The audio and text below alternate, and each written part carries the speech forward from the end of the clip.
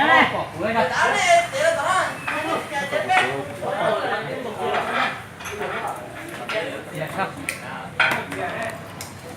đi. Thôi tự nhiên rồi ơi. Giờ thì im bằng nữa đúng không?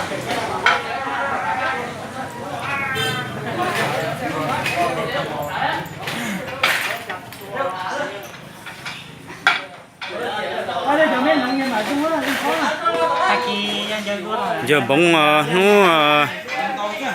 để nó sẽ lúc chuột hình thôi nè. Ngày Quốc Khánh mùng 2 tháng 9 này.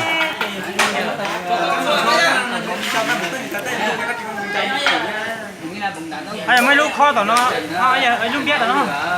Bây giờ này. Ô lò rèn tiêu làm đây không có bị bên nó chơi bị trong.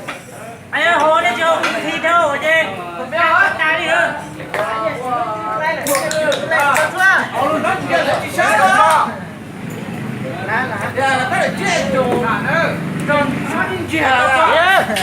Chết quá đấy. Mà chụp ăn gì Thế chồng mong nhau tốt xíu có thể to trong họ hàng vì to nhau là nó giờ bóng nó là hầu là chưa hầu bia nó chỉ là Pepsi nữa tu cầu thủ á cầu thủ cầu thủ nó là ôi giờ hầu kia giờ cơ kia ngó Mới chỉ là đến tài á vậy. Chẳng có hộp dây đó.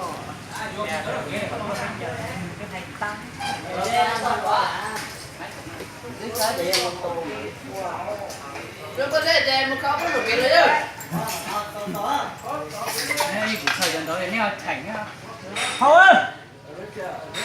Tao biết này em Hầu ơi. Cái gì đó. Cái gì đó.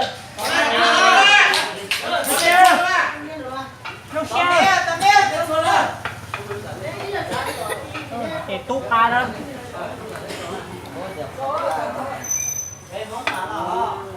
Thêm tạm là ăn. Đó, chẳng nhìn nữa.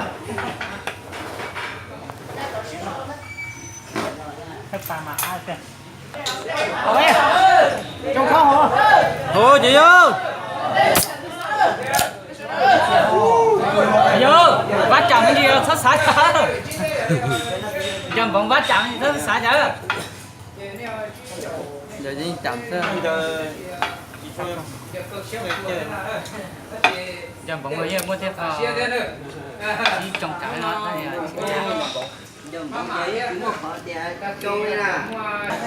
sao tụi nó tốt khổ cái này Nó mà tôi chút chừng. Tới. thế này Thành tô. thế này thế này bóng Con nẻ phải nhanh. Con nẻ nhanh không đùa. Con nẻ chứ không đùa nữa. Hỏi đâu nữa. Đùa tại tại. em còn nói là Thái Lan Thái Lan Trung Quốc. Thái Lan là cái Của mình tôi theo một thủ Trung Quốc về để nói. Từ rồi nha nhưng là một bỏ thôi.